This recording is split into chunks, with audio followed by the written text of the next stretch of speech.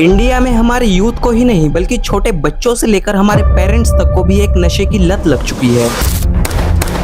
और वो नशा कुछ और नहीं, शॉर्ट फॉर्म कंटेंट यानी रील्स और शॉर्ट का हो गया है। According to a survey, the average smartphone user scrolls the equivalent of 78 miles a year. Should those who spend an inordinately long amount of time on social media be seen as in the same way as those who abuse substances like alcohol and drugs? लेकिन कोई समझने को तैयार ही नहीं है कि उनका ये लत सिर्फ उनके ब्रेन को ही नहीं बल्कि उनके पूरे लाइफ को इम्पैक्ट कर रही है। This is a brain that's addicted to a smartphone. These are MRI images from a recent study in Korea.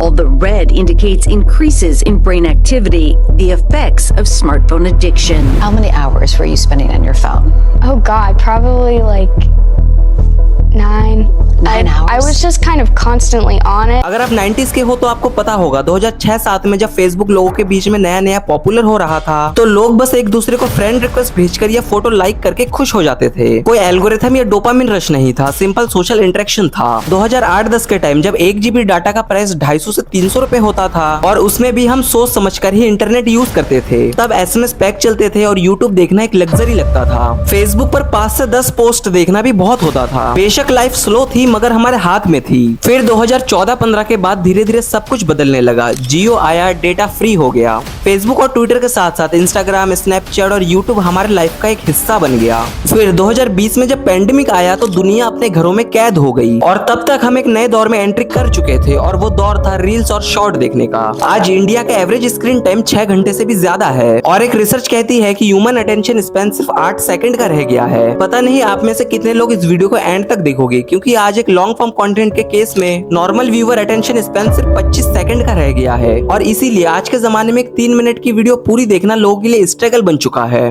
तो अगर आप अभी भी इस वीडियो को देख रहे हो तो या तो आप लकी हो या फिर आपका ब्रेन अभी भी पूरी तरीके से सड़ा नहीं है या फिर आप समझना चाहते हो कि असल में हो क्या रहा है हमारे साथ। क्योंकि आजकल कोई 30 मिनट की वीडियो देखना ही नहीं चाहता लेकिन 1-1 मिनट की 30 वीडियो देखने में उसे बिल्कुल भी परेशानी नहीं होती। एक और शॉकिंग फैक्ट सुनो, 2016 के एक रिसर्च ने बताया है कि एक इंसान दिन भर में अपने फोन को ऑन एन एवरेज 2600 बार से ज्यादा टच करता है। सोचो आज के जमाने में अगर इसे रिसर्च किया जाए तो ये ग्राफ कितना ऊपर चला जाएगा। और जब भी हम किसी काम में फोकस करते हैं और बीच में डिस्ट्रैक्ट होकर फोन उठाते हैं तो एक स्टडी के मुताबिक हमारा ब्रेन उसी फोकस लेवल पर जाने के लिए 23 मिनट से भी ज्यादा टाइम ले लेता है। आज हम सब स्क्रॉलिंग ज़ॉम्बी बन गए हैं, बिना सोचे समझे बस स्वाइप कर रहे हैं और डोपामिन का नशा ले रहे हैं। और ये सब रैंडम नहीं है, ये डिजाइन ही ऐसे किया गया है ताकि आपको एडिक्टेड बना सके। आपको लगता है कि आपको सारी चीजें फ्री में मिल रही है एंटरटेनमेंट के लिए, बट असल में जो सोशल मीडिया का इकोसिस्टम है इसे डिजाइन ही ऐसे किया गया है ताकि आपके ब्रेन का कंट्रोल उनके हाथ में हो। आज की इस वीडियो में मैं आपको बताने वाला हूँ कि कैसे आपके फोन और सोशल मीडिया ने आपके दिमाग को कंट्रोल कर रखा है और एंड में मैं अपनी स्टोरी भी शेयर करूंगा कि कैसे मैंने इस एडिक्शन को कंट्रोल किया। अगर आपको लगता है कि आप सिर्फ एंटरटेनमेंट पर्पस के लिए फोन यूज कर रहे हो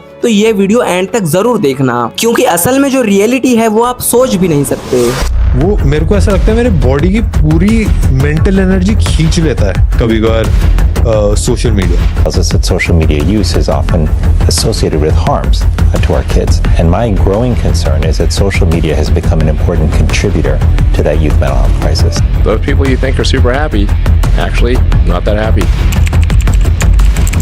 सोचो जब आप एक चॉकलेट खाते हो या आपको कोई सरप्राइज गिफ्ट मिलता है या फिर आपको किसी चाहने वाले का मैसेज आता है तो उस वक्त आपके दिमाग में केमिकल रिलीज होता है डोपामिन। डोपामिन बेसिकली आपके दिमाग को एक फील गुड सिग्नल देता है, इसलिए हम बार बार वही चीज ढूंढने लगते हैं जो हमें अच्छा फील कराए। और सोशल मीडिया प्लेटफॉर्म ने इसी डोपामिन सिस्टम को हैक कर लिया है। रील्स, शॉर्ट, मीम्स, नोटिफिकेशन सब कुछ इस तरीके से डिजाइन किया गया है कि आपको बार बार छोटे छोटे डोपामिन हिट्स मिलते रहे, वो भी बिना किसी मेहनत के। और इसी वजह से लाइफ की छोटी छोटी चीजें बोरिंग लगने लगती है। एक चैप्टर पढ़ना, आपस में बैठकर एक ऑनेस्ट बातचीत करना या कोई नॉर्मल मीटिंग अटेंड करना, ये सब चीजें बोरिंग लगने लगती है। Phones had wide-reaching changes all over the brain, and specifically it grows here and it shrinks there. Just starting to see these changes, and we know they're connected to behavioral changes, depression, anxiety. The dangers are hiding in there. आज के average short form content creator क्या बना रहे हैं? एक reel में कोई dance के नाम पर पूरी बॉडी एक्सपोज कर रहा है तो कोई बंदा कीचड़ में लेट रहा है, तो कभी छोले भटूरे की जगह कीचड़ भटूरा खा रहा है, कोई किसी को बेइज्जत कर रहा है, कोई किसी को गाली दे रहा है, कोई कंटेंट के नाम पे वल्गैरिटी फैला रहा है, और छोटे छोटे बच्चे इन सबको देख रहे हैं और इन सो कॉल्ड इन्फ्लुएंसर्स को कॉपी कर रहे हैं, क्योंकि आजकल बहुत छोटे उम्र से ही उनके हाथ में फोन पकड़ा दिया जाता है। उन्हें थैंक यू और सॉरी बोलना भले ही ना आए, लेकिन लाइक शेयर सब्सक्राइब बोलना वो जरूर सीख गए हैं। साइंस डायरेक्ट के जनरल ने ये पब्लिश किया था कि जब बच्चा नॉन स्टॉप शॉर्ट्स और रील्स देखता है तो वो सोचने और समझने की एबिलिटी खो रहा होता है, उसके अंदर पेशेंस की कमी होने लगती है, उसे सब कुछ तुरंत चाहिए होता है, और जब नहीं मिलता है तो टेंशन, अग्रेशन और इमोशनल इनस्टेबिलिटी देखने को मिलती है।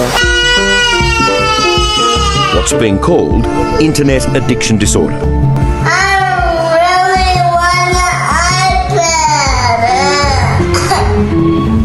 अब देखो, ब्लेम हमेशा सोशल मीडिया को ही मिलता है, लेकिन एक ट्रुथ ये भी है कि हमारे पेरेंट्स भी कहीं ना कहीं इस एडिक्शन को स्पॉन्सर कर रहे हैं। किसी पेरेंट्स को कोई काम होता है तो वो अपने बच्चे को फोन पकड़ा देता है, लेकिन ये 5 मिनट का जुगाड़ उनके लिए हमेशा का एक लत बन जाता है। आज अगर एक फैमिली डिनर टेबल पर बैठी हो तो 4 लोगों के पास 4 स्क्रीन होती है और सबके बीच में एक वर्चुअल दीवार होती है। पेरेंट्स को लगता है कि बच्चे बात नहीं करते, बच्चों को लगता है कि पेरेंट्स समझते नहीं हैं, और इस डिजिटल साइलेंस ने हर एक रिलेशन को डिस्कनेक्ट कर दिया है। Well, social media has essentially taken human connection and turned it into a drug by distilling it down to the essential properties that make something addictive. अब सवाल ये आता है कि कोई तो सॉल्यूशन होगा इस डिजिटल एडिक्शन से बचने का। देखो, सच तो ये है कि मैं भी इस फेज से गुजरा हूँ। कभी यूट्यूब शॉर्ट, कभी इंस्टाग्राम रील, कभी व्हाट्सएप, बस लगता था 5 मिनट और, पर वो 5 मिनट कब 2 घंटे में बदल जाता था पता ही नहीं चलता था। और देखा जाए तो मेरा काम भी सोशल मीडिया पे ही है, इसलिए मुझे खुद को कंट्रोल करना और भी ज्यादा इंपॉर्टेंट लगने लगा। मैंने अपने फोन के सारे नोटिफिकेशन सबसे पहले ऑफ किए, क्योंकि मुझे पता है कि एक ना एक बार तो कॉल उठाने या फिर किसी जरूरी काम के लिए फोन तो उठाना ही है, तब देख लिया जाएगा जो भी मैसेजेस या नोटिफिकेशंस है। और ये करने से मेरे फोन की स्क्रीन टाइम जो पहले बहुत ज्यादा हुआ करती थी वो अब कम होती हुई दिख रही है। अगर आपकी भी कोई हॉबी है तो आप उसे स्टार्ट कर सकते हो। अगर यूट्यूब में वीडियो देखना पसंद है तो शॉर्ट फॉर्म कंटेंट ना देखकर लॉन्ग फॉर्म एजुकेशनल और इन्फॉर्मेटिव कंटेंट देखो, जिससे कि आपके सोचने और समझने की कैपेबिलिटी रिबिल्ड हो जाएगी। देखो, मैं आपको कोई परफेक्ट सॉल्यूशन नहीं दे रहा हूँ, क्योंकि हर किसी की जर्नी अलग होती है और कोई भी इसे एक बार में कंट्रोल नहीं कर सकता।